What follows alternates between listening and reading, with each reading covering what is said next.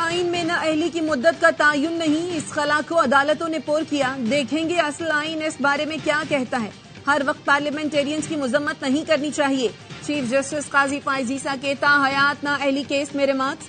Justice منصور علی شاہ نے پوچھا، سوال یہ ہے کہ کیا الیکشن ایکٹ میں دی گئی نااہلی کی مدت آئین سے زیادہ اہم تصور ہوگی؟ ایک شخص کو ایک بار سزا مل گئی تو بات ختم کیوں نہیں ہو جاتی؟ کیسے ہو سکتا ہے کہ سزا کاٹ لینے کے بعد بھی کبھی انتخابات نہ لڑ سکے؟ اٹارنی جنرل نے کہا، جب تک عدالتی فیصلے موجود ہیں تاحیات نااہلی کی ڈکلیریشن اپنی جگہ قائم ہے۔ نواز شریف کی تاحیات نااہلی کے فیصلے پر نظر ثانی ہونی چاہیے، عدالت تاحیات نااہلی کی تشریح کے فیصلے کا دوبارہ جائزہ لے۔ اٹارنی جنرل اور ایڈوکیٹ جنرلز نے الیکشن ایکٹ میں ترمیم کے مطابق 5 سال نااہلی کی تائید کر دی۔ We must bear in mind the conditionalities that were imposed to exclude people from this degree situation. Thankfully, it wasn't there when the Qaid was around, because he would have been disqualified. That's right. No, he wasn't a graduate. Election کے لیے جو اہلیت بیان کی گئی ہے اس زمانے میں قائد اعظم ہوتے تو وہ بھی نااہل ہو جاتے۔ صادق اور امین کے الفاظ کوئی مسلمان اپنے لیے بولنے کا تصور نہیں کر سکتا۔ میں کاغذات نامزدگی جمع کراؤں اور کوئی کہے یہ اچھے کردار کے نہیں تو میں چیلنج نہیں کروں گا۔ چیف جسٹس کے نااہلی کیس میں ریمارکس، کہا اچھے کردار کے بارے میں کیا وہ ججز فیصلہ کریں گے جو خود انسان ہیں؟ اصل آئین میں یہ شقیں موجود نہیں تو کس نے ڈالیں؟ وکیل مخدوم علی خان نے کہا یہ شقیں 1985 میں صدارتی آرڈیننس کے ذریعے ڈالی گئیں، 18ویں ترمیم میں بھی ان کو نہیں چھیڑا گیا۔ چیف جسٹس نے ریمارکس دیے، آپ کا مطلب ہے یقین ضیاء نے ڈالی؟ عجیب بات ہے، حلف لینے والا شخص آئین توڑنے تو وہ اعلیٰ کردار کا مالک کیسے ہو سکتا ہے؟ عوام کے منتخب نمائندوں نے آئین بنایا اور مارشل لا ایڈمنسٹریٹر نے اس کو تبدیل کیا۔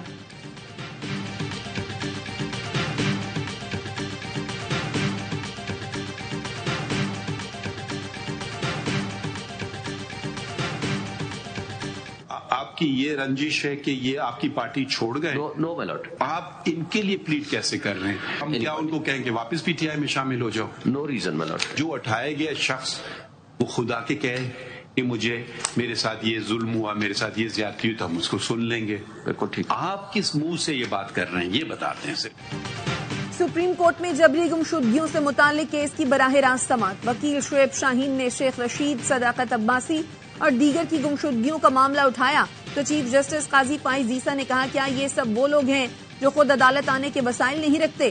آپ اس معاملے کو سیاسی بنانا چاہتے ہیں تو یہ فورم نہیں ہے۔ صحافی عمران ریاض خان گمشدہ ہوئے، آپ نے ان کا ذکر بھی کیا، یہ کون ہے؟ کیا وہ اب بھی لاپتہ ہیں؟ شعیب شاہین نے کہا، عمران ریاض لاپتہ نہیں مگر جب گھر واپس آئے تو حالت غیر تھی۔ چیف جسٹس نے پوچھا، کیا متی اللہ جان اغوا نہیں ہوئے تھے؟ آپ متی اللہ جان اور اسد طور کا نام شامل کیوں نہیں کرتے؟ انہوں نے تو نہیں کہا کہ وہ شمالی علاقہ جات گئے تھے۔ آپ اس معاملے پر پک اینڈ چوز نہیں کر سکتے، ایک ظلم کو نظر انداز کریں گے تو اور ظلم ہوتے جائیں گے۔ آپ ان لوگوں کا نام لے رہے ہیں جو اس بات پر کھڑے ہی نہیں کہ وہ اغوا ہوئے۔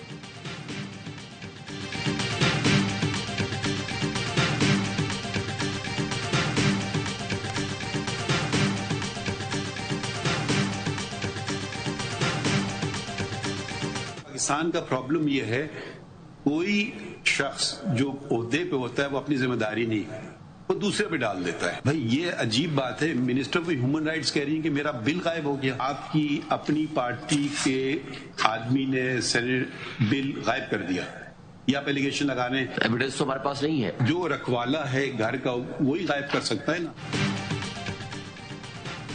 یہ تو مسنگ پرسن سے ہٹ کر مسنگ بیل کا کیس بن گیا۔ شیریں مزاری کا جبری گمشدگیوں سے متعلق بل سینٹ سے غائب ہونے کے شعیب شاہین کے دلائل پر چیف جسٹس کے ریمارکس۔ چیف جسٹس نے پوچھا، کیا اس معاملے پر شیریں مزاری نے استعفیٰ دیا؟ ایک وزیر بل کی حفاظت نہ کر سکے تو لاپتہ افراد کا تحفظ کیسے ہوگا؟ پاکستان کا مسئلہ یہ ہے کہ جو شخص کسی بھی عہدے پر ہوتا ہے وہ اپنی ذمہ داری دوسرے پر ڈال دیتا ہے۔ آپ چیئرمین سینٹ صادق سنجرانی پر بہت بڑا الزام لگا رہے ہیں تو انہیں اس کیس میں فریق کیوں نہیں بنایا؟ آپ کی پٹیشن میں سیاست جھلک رہی ہے، ڈائلاگ بازی اور سیاسی پوائنٹ سکورنگ نہ کریں۔ لاپتہ افراد کیس کی سماعت کل تک ملتوی، آئندہ سماعت پر اٹارنی جنرل طلب۔ چیف جسٹس نے ریمارکس دیے، مل کر حل کریں گے تو لاپتہ افراد کا مسئلہ حل ہوگا۔ دنیا میں کہیں ایسا نہیں ہوتا کہ لوگ اپنے لوگوں سے جنگ لڑیں۔ پاکستان کو اندرونی طور پر مضبوط کرنا ہے، اب اس مسئلے کا حل نکالنا ہے۔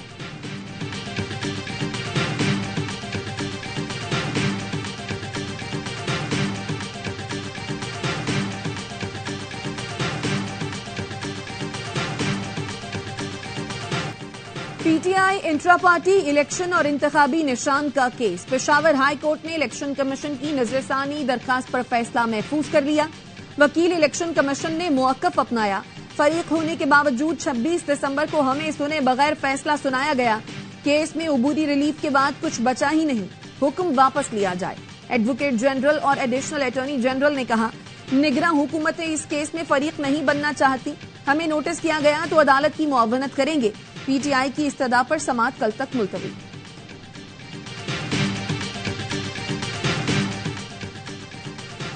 جو ہتھ کنڈے استعمال ہو رہے ہیں، لگتا ہے کچھ لوگ چاہتے ہیں انتخابات نہ ہوں۔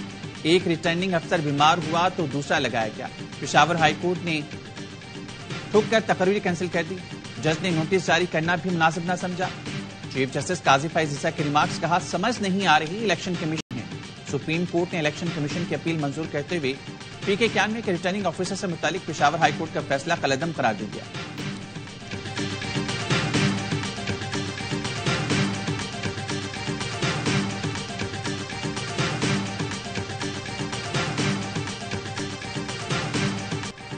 بانی پی ٹی آئی کے کاغذات نامزدگی مسترد کیے جانے کے خلاف اپیلیں تیار، دستخط کے لیے اڈیالہ جیل بھجوا دی گئیں۔ اپیلیں کل لاہور اور راولپنڈی میں دائر کی جائیں گی۔ سربراہ عوامی مسلم لیگ شیخ رشید نے راولپنڈی کے 2 حلقوں سے کاغذات مسترد کرنے کا اقدام ٹریبونل میں چیلنج کر دیا۔ شعیب شاہین کی کاغذات مسترد ہونے کے خلاف اپیل، الیکشن کمیشن کو کل کے لیے نوٹس۔ کراچی سے مزمل اسلم نے آر او کے فیصلے کے خلاف ٹریبونل سے رجوع کر لیا۔ عمیر نیازی کی اپیل پر ٹریبونل نے اعتراض کنندہ اور آر او کو کل طلب کر لیا۔ تیمور جھگڑا نے بھی کاغذات مسترد ہونے کے خلاف اپیل کر دی۔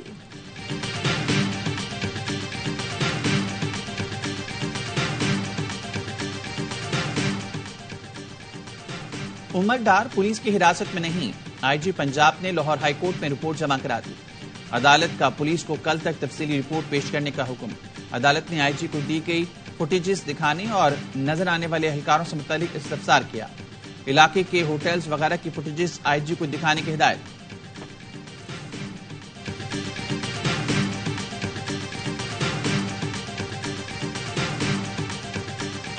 پنجاب میں نواز شریف اور ان کی بیٹی نشاندہی کرتے ہیں، اس کو نہیں چھوڑنا، تنگ کرنا ہے۔ پی ٹی آئی کے خوف سے دباؤ ڈالا جا رہا ہے تاکہ سینئر قیادت کو الیکشن سے باہر رکھا جائے۔ پری پول دھاندلی کا آغاز ہو چکا ہے۔ الیکشن کمیشن بدترین کردار ادا کر رہا ہے۔ ایسے الیکشن سے ملک میں استحکام نہیں، بدترین عدم استحکام آئے گا۔ پی ٹی آئی رہنما اسد قیصر کی ARY نیوز سے گفتگو، کہا دھاندلی کے تمام حربوں کے باوجود الیکشن جیتیں گے۔ فیصلہ سازوں سے کہتا ہوں خدارہ شفاف انتخابات کرائیں، لیول پلینگ فیلڈ دیں۔ نون لیگ چاہتی ہے ہمارا اداروں سے ٹکراؤ ہو اور انہیں سیاسی فائدہ پہنچے۔ یہ ان کی غلط فہمی ہے کہ پی ٹی آئی اور فوج میں فاصلے بڑھائیں گے۔ نون لیگ کی پروپیگنڈا مہم ناکام ہوگی۔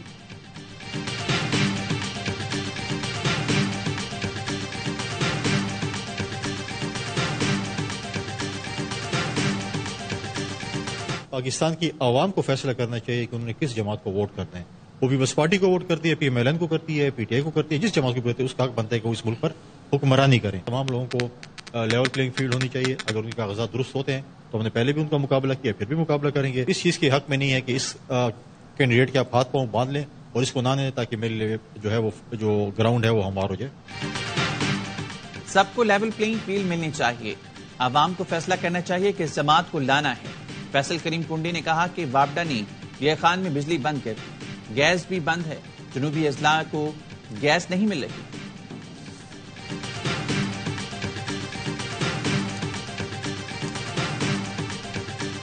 کے پی اور بلوچستان میں دہشت گردی کی نئی لہر آئی ہے۔ اس ماحول میں آزادانہ منصفانہ انتخابات نہیں ہو سکتے۔ سینیٹر شہزاد وسیم کا سینٹ میں اظہار خیال، کہا اختلاف رائے کو دشمنی کی حد تک نہیں لے جانا چاہیے۔ وقت آ گیا ہے اپنی اپنی غلطیوں کی تلافی کی جائے۔ ہمیں ایک دوسرے کو راستہ دینا ہوگا، برداشت کرنا ہوگا۔ اگر ہم یہ کہیں کہ آپ نے بھی کیا تھا ہم بھی کریں گے تو یہ سفر کبھی ختم نہیں ہوگا۔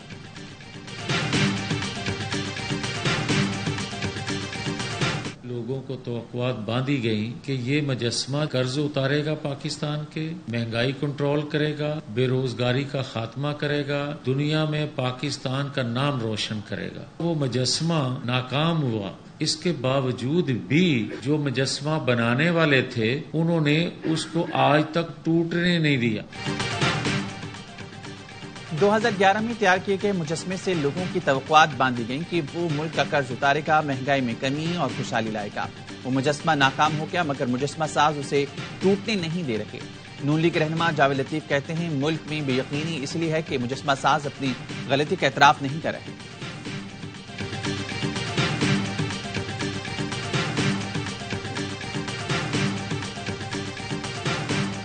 نگراں وزیر اعظم انوار الحق کاکڑ کی چوہدری شجاعت حسین سے ان کی رہائش گاہ پر ملاقات۔ نگراں وزیر اعلی پنجاب محسن نقوی بھی ساتھ تھے۔ انوار الحق کاکڑ بولے چوہدری شجاعت پاکستان کے معتبر سیاستدان ہیں، ان کی خیریت دریافت کرنے آیا ہوں۔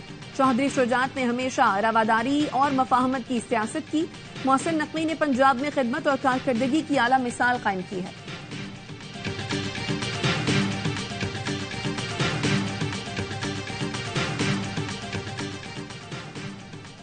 شمالی وزیرستان کے علاقے میر علی کے گاؤں موسکی میں 6 افراد کی لاشیں ملیں، تمام افراد کو فائرنگ کر کے قتل کیا گیا۔ پولیس کے مطابق مقتولین کی میر علی بازار میں حجام کی دکانیں تھیں، تعلق پنجاب سے تھا۔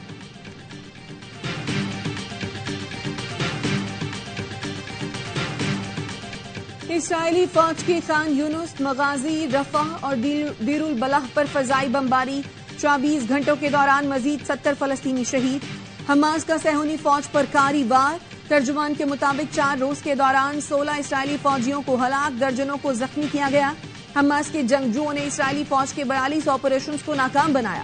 71 اسرائیلی فوجی گاڑیاں تباہ کی گئیں، اسرائیلی ڈرونز بھی مار گرائے۔ اسرائیلی جیلوں میں فلسطینیوں کا ماورائے عدالت قتل، 7 اکتوبر سے اب تک 7 فلسطینیوں کو شہید کیا گیا۔ اسرائیلی سپریم کورٹ نے عدلیہ کے اختیارات سے متعلق حکومت کے متنازع قانون کو کالعدم قرار دے دیا۔ نیتن یاہو حکومت نے عدلیہ کے چند اختیارات محدود کرنے کا قانون منظور کیا تھا۔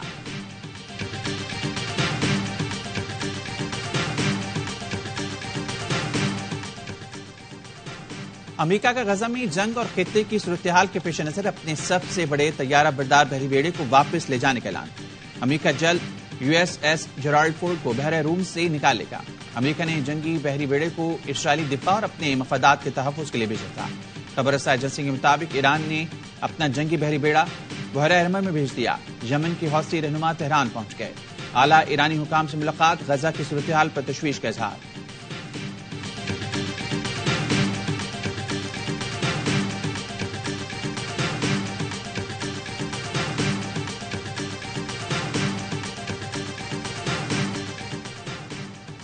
لاہور میں ایک اور کم عمر ڈرائیور نے 2 قیمتی جانیں لے لیں۔ گرین ٹاؤن تھانے کے باہر لواحقین سے رافع احتجاج، انصاف کی اپیل۔ کہا ملزم ابراہیم کو تھانے میں پروٹوکول دیا جا رہا ہے، وہ موبائل پر گیم کھیلتا ہے۔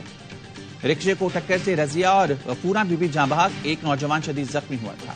ڈیفنس میں کار کی ٹکر سے 6 افراد کی موت کا کیس، انسداد دہشت گرد عدالت نے ملزم افنان کے جوڈیشل ریمانڈ میں 14 دن کی توسیع کر دی۔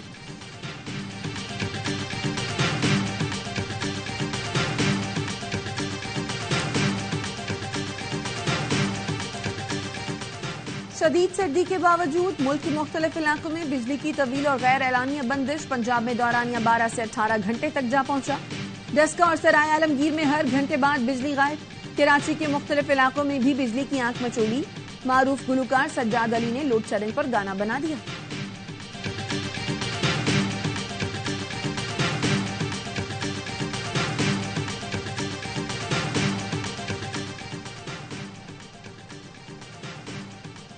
پنجاب انسٹیٹیوٹ آف کارڈیولوجی کی ایمرجنسی کی اپگریڈیشن 99% کام مکمل۔ نگراں وزیر اعلیٰ محسن نقوی کی اسپتال آمد، فنشنگ کے کاموں کو اعلیٰ معیار کے ساتھ حتمی شکل دینے کی ہدایت۔ کہا گراؤنڈ فلور جلد مریضوں کے لیے کھول دیا جائے گا۔